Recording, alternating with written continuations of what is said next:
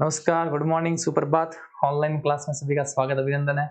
मैं सुरेश चंद्र आप सभी का स्वागत करता हूं। आज अपन बात करेंगे रासायनिक अभिक्रिया और समीकरण के ऊपर। किसके ऊपर बात करेंगे बेटा? तो रासायनिक अभिक्रिया और समीकरण आज अपन इस क्या करेंगे, इस चैप्टर के अंदर चर्चा करेंगे रासायनिक अभिक्रिया और समीकरणों की। ठीक है, अब समीकरणों का रासायनिक अभिक्रिया का संयोग तो बड़ा ही एक मेल मिलाप वाला है बेटा। आप लोगों ने सबने सुना होगा। पहले मैं कहना एक क्या बोलते हैं वो प्रस्ताव जैसे जो लिखते हैं, उसी प्रस्ताव लिखना चाहता हूं। तो ये आपका इंट्रोडक्शन पहले को होता है ना बेटा, प्रस्ताव लिखते हैं अभी स्टार्ट करने से पहले कि अपन इसको चैप्टर में पढ़ना क्या है और क्या पढ़ने वाले हैं। तो एक बार देखना इस चैप्टर के अंदर अपन पढ़ेंगे क्या। तो रासायनिक अभिक्रिया और समीकरणों के अंदर क्या लिखोगे? हमारे चारों ओर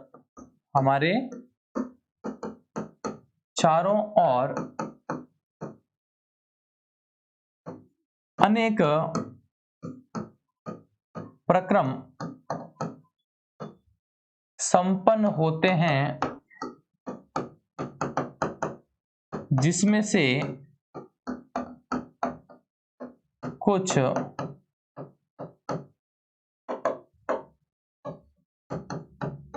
भौतिक तो कुछ रासायनिक परिवर्तन होते हैं।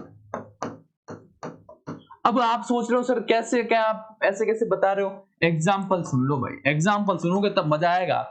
दूध का दही में परिवर्तित होना, दूध का दही में परिवर्तित होना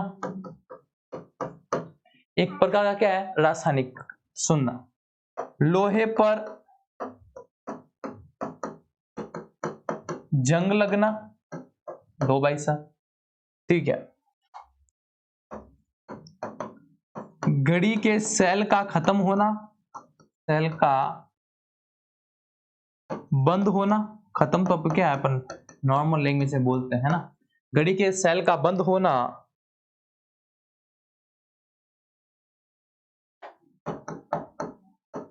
फलों के किण्वन द्वारा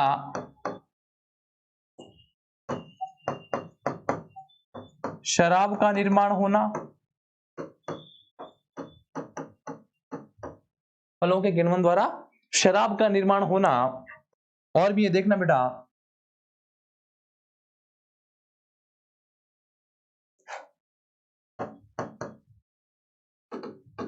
भोजन का पाचन अपन पढ़ चुके हैं, भोजन का पाचन होना,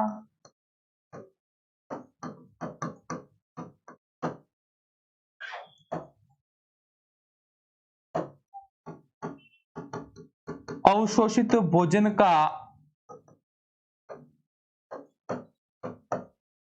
ऑक्सीकरण होकर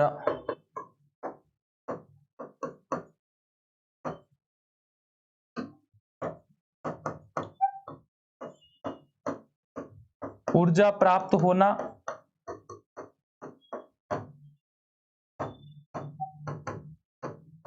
प्रकाश संश्लेषण द्वारा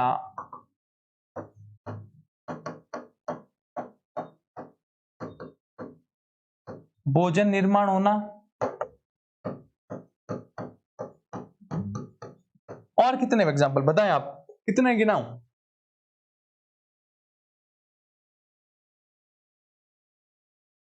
ठीक है ना, एक्सेट्रा।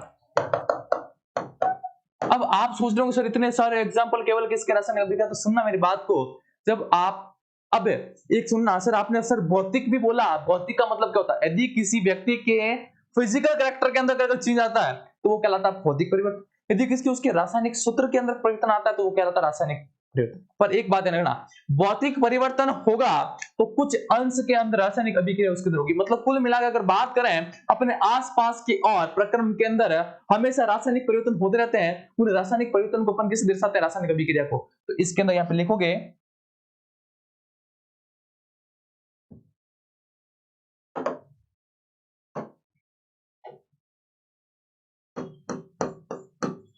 इन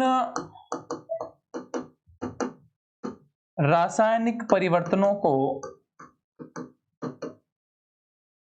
इन रासायनिक परिवर्तनों को रासायनिक अभिक्रिया व समीकरण के द्वारा दर्शाया जाता। तो एक बात आप दिमाग में रख लेना, क्या रखोगे कि ये जो भाई साहब जितने भी आप बात करते हो रासायनिक अभिक्रिया, जितने भी रासायनिक प्रक्रम हैं, उन सभी रासायनिक प्रक्रमों को एक रासायनिक अभिक्रिया के द्वारा प्रस्तुत करते हैं, उसके एक समीकरण बनती है, उसी को क्या बोलते हैं, रासायनिक अभिक्रिया या रासायनिक समीकरण कहते हैं। तो आप जिस चैप्टर के अंदर, फॉर एग्जांपल दूध का दही में चेंज होना, अब दूध में क्या होता है, केसिन प्रोटीन होता है। क्या होता है, केसिन प्रोटीन होता है। अब जब दूध के अंदर जो केसिन प्रोटीन है, वही केसिन प्रोटीन कब दही के अंदर जो लैक्टोबैसिलस जीवाणु है, वह वही उसी केसिन प्रोटीन को किसमें चेंज करता है, लैक्टोबैसिलस के अंदर, मतलब लैक्टिक अम्ल के अंदर चेंज करता है। इस कारण से दही कैसा होता है बेटा, खट्टा होता है, ठीक है ना, वो एसिड में चेंज कर देता है, इसलिए वो कैसा होता है, खट्टा होता है। नेक्स्ट बात करूं लोहे पे जंग लगना। अब आपको पता है लोहा जो नॉर्मल आयरन होता है वो क्या होता है, Fe होता है, आयरन होता है, ठीक है, शुद्ध लोहा जो होता है। अब धीरे धीरे जब आयरन के ऊपर परत दर परत जल और जो वायु है वो आपस में क्रिया करके आयरन का ऑक्साइड बना लेती है, इसको बोलते हैं फेरिक ऑक्साइड Fe2O3, उसे बोलते हैं जंग। क्या बोलते हैं, सिरों जंग बोलते हैं। ये जो जंग है ना, ये जो जंग जो है, ये क्या किया, उसने अपना उसका शरीर का जो लोहा था उसका भार बढ़ा दिया, पहले बात। तो दूसरा उसकी चमक खत्म कर दी। तो ये है क्या, आयरन आयरन ऑक्साइड में चेंज होने के कारण उसके ऊपर क्या लग गई, हल्के भूरे रंग की, हल्के लाल रंग की क्या लगे, एक आवरण बिछ गया, उसे क्या बोलते हैं, जंग बोलते हैं, ठीक है बेटा। अब नेक्स्ट बात करें, क्या है, घड़ी का सेल बंद हो जाना। अब घड़ी के सेल के अंदर रासायनिक अभिक्रिया होती है। जब तक घड़ी के सेल के अंदर रासायनिक अभिक्रिया होगी तब तक घड़ी चलेगी। जैसे ही घड़ी के सेल के अंदर रासायनिक अभिक्रिया खत्म, सेल काम करना बंद कर देता बेटा, ठीक है। उसके बाद फलों का किण्वन ना, फल क्या करते हैं, जब फलों का किण्वन होता है, जैसे फॉर एग्जांपल आपने पता था अंगूर के किण्वन के द्वारा वाइन का निर्माण होता है। किसका निर्माण होता है बेटा, वाइन का। और जो जौ होते हैं बेटा, जौ के बीज होते हैं, उन जौ के बीजों से, जौ के बीजों के किण्वन से क्या बनती है, बियर का निर्माण होता है। किसका निर्माण होता है बेटा, बियर का। अब ये बियर है क्या, अल्कोहल है। आपने तो जौ और जो गेहूं है, ये एप्पल है, आप एप्पल साइडर विनेगर, ये आप चीजें काम में लेते हो, परंतु उससे प्राप्त क्या होता है, आपको अल्कोहल प्राप्त होता है। कैसे हो रहा भाई, आप तो ग्लूकोज दे रहे हो, आपको अल्कोहल मिल रहा है, तो मतलब कोई ना कोई रासायनिक अभिक्रिया हुई है, ठीक है भाई साहब, ठीक है। नेक्स्ट, शराब के निर्माण में भोजन का पाचन। अब सपोज करो आप खाना खाते हो, ठीक है, आपके खाना खाने के बाद में भोजन कहां जाता है, आमाशय के अंदर। आमाशय में क्या होता है, एचिल अम्ल। ये एचिल अम्ल क्या करता है, भोजन को अम्लीय माध्यम प्रदान करता है। जैसे ही भोजन को अम्लीय माध्यम मिलता है, अम्लीय माध्यम मिलने के कारण भोजन क्या करता है, अधिक मात्रा में क्या होता है, आंशिक पाचन उसका क्या हो जाता है, वही हो जाता है। नेक्स्ट, जो भोजन होता है उसका अवशोषण होता है। अब जो आपने खाना खाया था, आपने पढ़ा चैप्टर मैंने आपको पहले करा, सबसे पहला चैप्टर मैंने आपको ये करवाया है, भोजन का अवशोषण, है ना बेटा। और उसके बाद में मैंने करा है कार्बन डिस्कम्पाउंड, और अभी चर्चा करा है चैप्टर नंबर 1 पे। तो ऑक्सीकरण, सपोज करो जब आपने खाना खाया है, जो आप सांस लेते हो उसके दौरान जो ऊर्जा निर्माण होता है, तो ऊर्जा निर्माण के लिए क्या होता है, श्वसन संबंधी काम होता है, तो ये क्या होता है, ऑक्सीकरण। दूसरा, पौधे जो अपना भोजन स्वयं बनाते हैं, वो क्या आती है, प्रकाश संश्लेषण अभिक्रिया। तो प्रकाश संश्लेषण अभिक्रिया है क्या, एक प्रकार की रासायनिक अभिक्रिया। तो ये बात है किसकी बेटा, ये थी प्रस्तावना। अब आगे चर्चा करते हैं अपन इसके ऊपर, ये तो थी नॉर्मल सी बात। अब बात करते हैं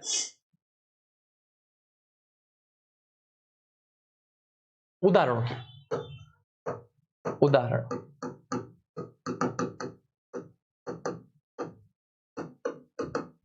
प्रकाश संश्लेषण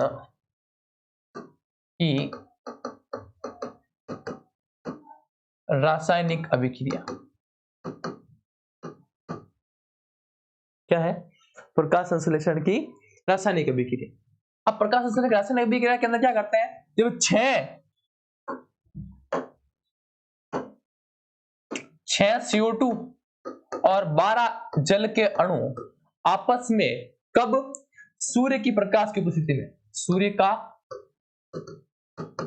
प्रकाश, जब सूर्य के प्रकाश में और कौन सा, क्लोरोफिल के प्रेजेंट के अंदर करते हैं, तो ये 6CO2H2O किस में चल जाता है बेटा, C6H12O6 ग्लूकोज में, और क्या बनाता है, 6O2 बनाता है, और क्या बनाता है,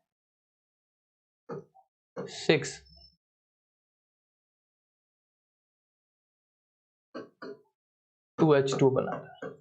क्या और क्या बनाएगा, जल। तो ये क्या है, अब देखो, अब इस अभिक्रिया के अंदर यहाँ पे कार्बन कितने हैं, 6, यहाँ पे भी कार्बन कितने हैं, 6। अब यहाँ पे हाइड्रोजन कितने, 12 दूना 24, और यहाँ पे कितने, 12 दूना,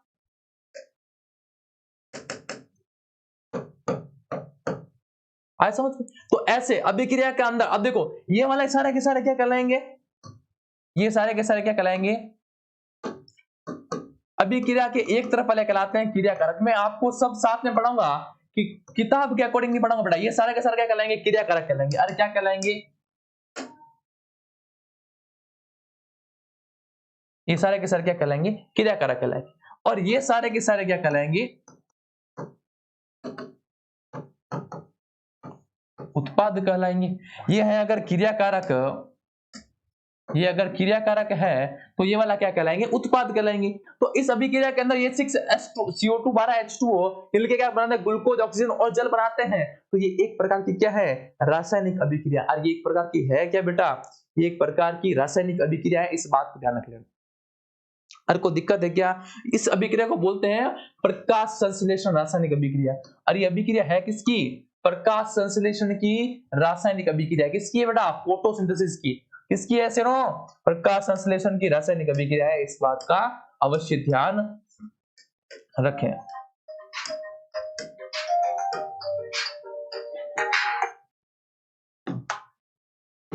ये बात होगी बेटा प्रकाश संश्लेषण की। अब देखो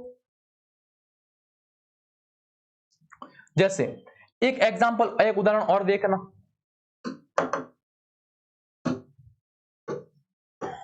एक उदाहरण और देखना। और उदाहरण के अंदर क्या देखना बेटा, यीस्ट में, यीस्ट द्वारा एथेनॉल का निर्माण।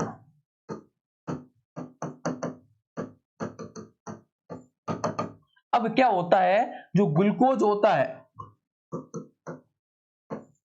ये ग्लूकोज जो यीस्ट अभिक्रिया होती है, इस यीस्ट के अंदर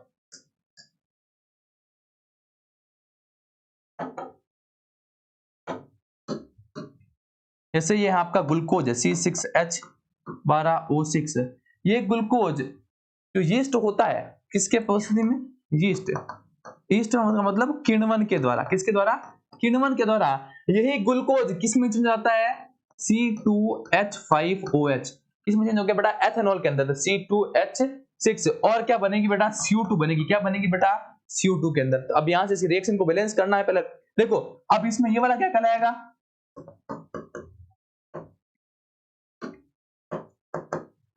क्रिया कारक, और ये वाला क्या कहलाएगा, सब उत्पाद कहलाएगा। अरे क्या कहलाएगा, उत्पाद कहलाएगा।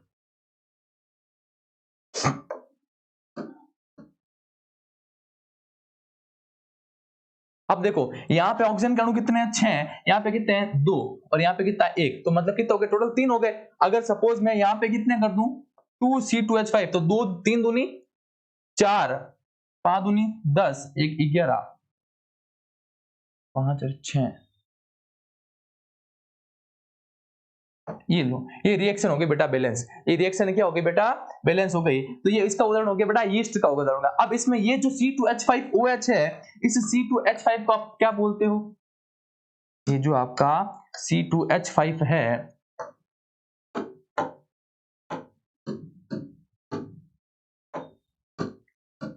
ये जो C2H5 है इसको क्या बोलते हैं आप, एथेनॉल बोलते हो। ये जो C2H5 है इसका नाम क्या है बेटा, एथेनॉल। अब ये एथेनॉल काम कहां आता है बेटा, एथेनॉल का काम बेटा क्या है, अल्कोहल है। ये जो आप दारू बनाते हो, ये दारू इसी से बनता है। और साथ में क्या निकलती है, CO2 निकलती है। इसका नाम क्या है, कार्बन डाई ऑक्साइड।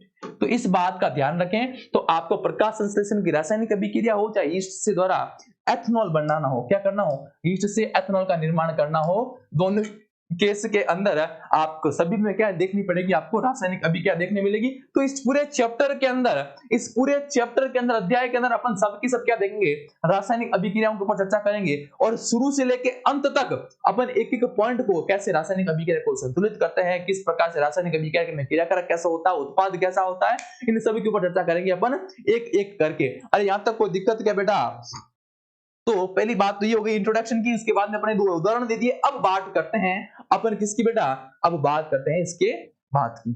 अब देखो नॉर्मल सी बात है, रासायनिक अभिक्रिया में अंदर गर्मियों के अंदर जो कमरे के अंदर जो दूध रखा होता है उसको खुला क्यों छोड़ते हो तुम? अरे बंद काहे नहीं करते? क्योंकि जब आप उसको बंद कर देते हो अंदर का टेम्परेचर, अंदर जो दूध होता है वो किण्वित हो जाता है और किण्वित होने से दूध फट सकता है, इसलिए उसको क्या छोड़ देते हैं, खुला छोड़ देते हैं। लोहे के तत्व, लोहे के ऊपर अंगूर का किण्वन, भोजन का पकना, ये सारे के सारे किसको उदाहरण है, रासायनिक अभिक्रिया का उदाहरण, इसको मैंने आपको बोल दिया है। अब सुनना, इन सभी परिस्थितियों में प्रारंभिक वस्तु, इन सभी परिस्थितियों में प्रारंभिक वस्तु की प्रकृति तथा पहचान कुछ न कुछ की जाती है। पदार्थ के भौतिक और रासायनिक परिवर्तनों के बारे में हम पिछली कक्षा में पढ़ चुके हैं। जब कोई रासायनिक परिवर्तन होता है तो हम कह सकते हैं कि एक रासायनिक अभिक्रिया हुई। फॉर एग्जांपल यदि किसी के रासायनिक सूत्र में चेंज आ रहा है, यदि किसी अभिक्रिया के अंदर कोई रासायनिक परिवर्तन हो रहा है तो अभिक्रिया कौन सी होगी, रासायनिक अभिक्रिया होगी। और यदि किसी की फिजिकल एक्टिविटी में चेंज आ रहा है तो कौन सा परिवर्तन होगा, भौतिक परिवर्तन होगा। अब फॉर एग्जांपल देखना, उस समझना मेरी बात को, ये अभिक्रिया है, यहाँ नोट डाल के लिख देना, इसके अंदर नोट डाल दो और नोट डाल के लिख देना, यह दोनों उदाहरण रासायनिक अभिक्रिया के हैं, रासायनिक अभिक्रिया में आते हैं क्योंकि रासायनिक परिवर्तन होता है।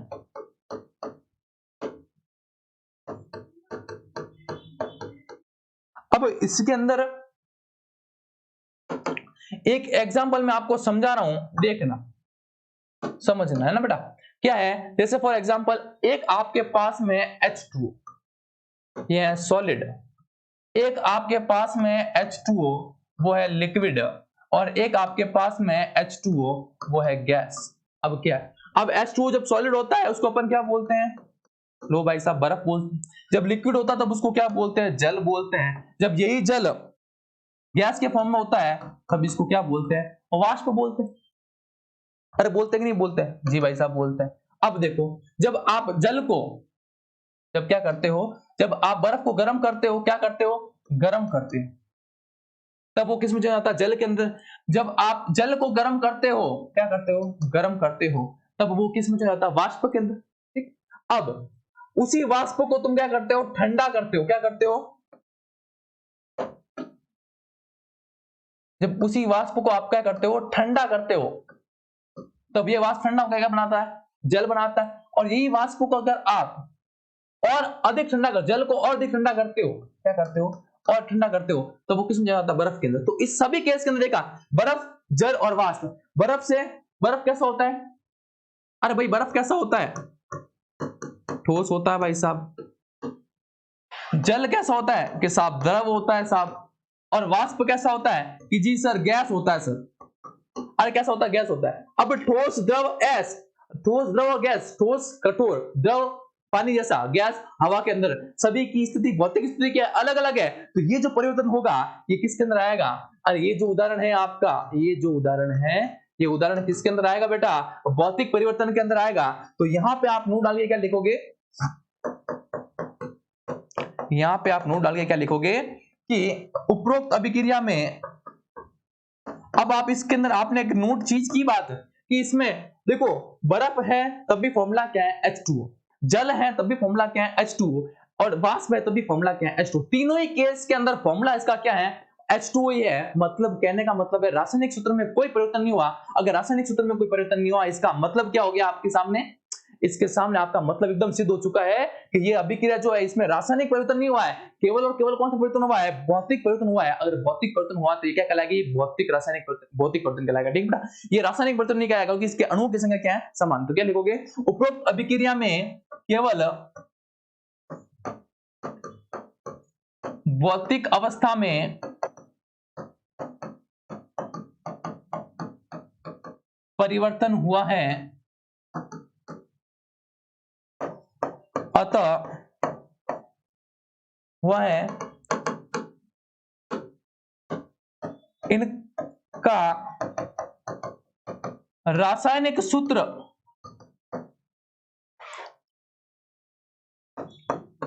समान रहा, समान रहता है, अतः यह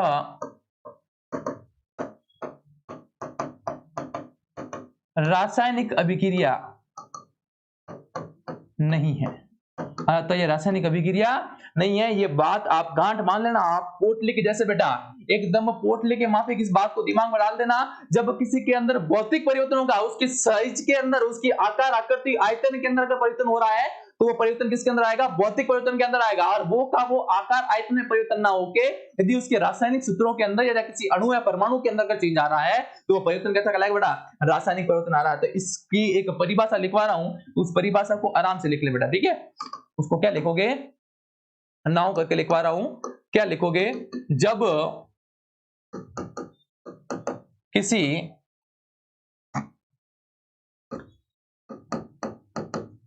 रासायनिक परिवर्तन में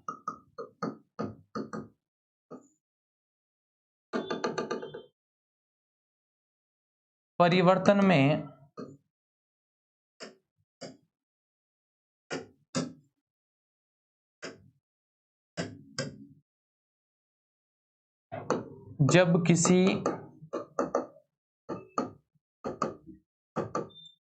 अभिक्रिया में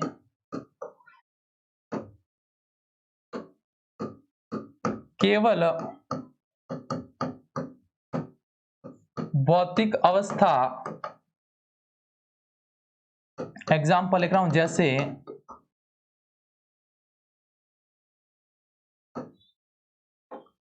आयतन, आकार, आकृति, प्रकृति, ठीक है, में परिवर्तन होता है, तो उसे भौतिक परिवर्तन कहा जाता है।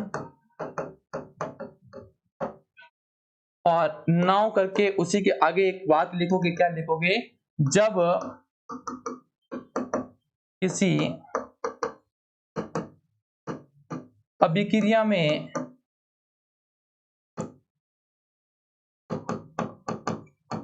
रासायनिक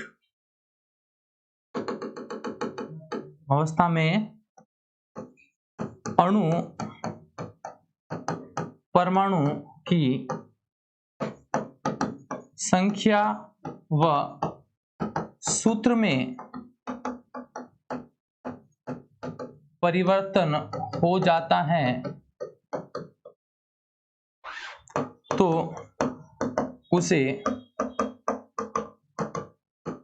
रासायनिक परिवर्तन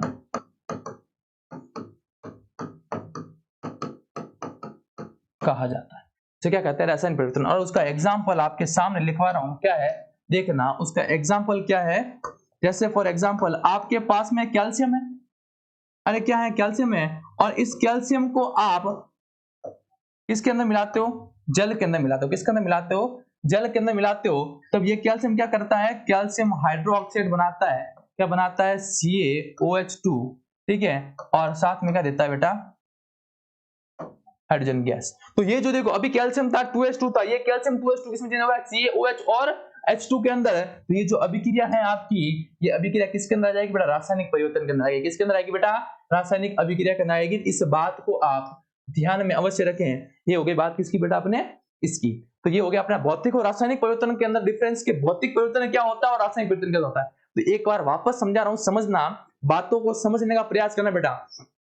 यदि किसी अभिक्रिया के अंदर केवल भौतिक परिवर्तन, मतलब आकार, आयतन, आकृति, ठीक है, और प्रकृति, इसकी अगर परिवर्तन हो रहा है, जैसे कोई आदमी ठोस से द्रव में चेंज हो गया, द्रव से गैस में चेंज हो गया, ठीक है, कोई पहला जाड़ा था पतला हो गया, तो ये सारे के सारे भौतिक परिवर्तन है। ये सब किसके अंदर आएंगे? भौतिक परिवर्तन के अंदर। अगर सपोज बात उसी के अंदर मैं बात करूं, यदि किसी अभिक्रिया के अंदर कोई परिवर्तन जो है वो कैसा हो रहा हो, अभिक्रिया के अंदर जो उसका अणु सूत्र है, जो उसका रासायनिक सूत्र है, अणु परमाणु का जो सूत्र है, वो सूत्र ही परिवर्तित हो गया, तो अभिक्रिया कौन सी कहलाएगी? अभिक्रिया के अंदर कौन सा परिवर्तन होगा? रासायनिक परिवर्तन। अब देखो, इसमें कैल्शियम था, कैल्शियम में क्या हो गया? Ca से क्या हो गया? CaOH2, H2O से क्या हो गया? H2। तो रासायनिक परिवर्तन, रासायनिक सूत्र क्या हो गया? चेंज। जिसमें रासायनिक सूत्र चेंज, परिवर्तन कौन सा कहलाएगा? रासायनिक परिवर्तन। तो और भी रासायनिक पट्टन के बारे में जो भी इसके आगे की जो चर्चा है वो करेंगे अपन अगली क्लास के अंदर। तब तक के लिए धन्यवाद। Thank you so much. जय हिंद।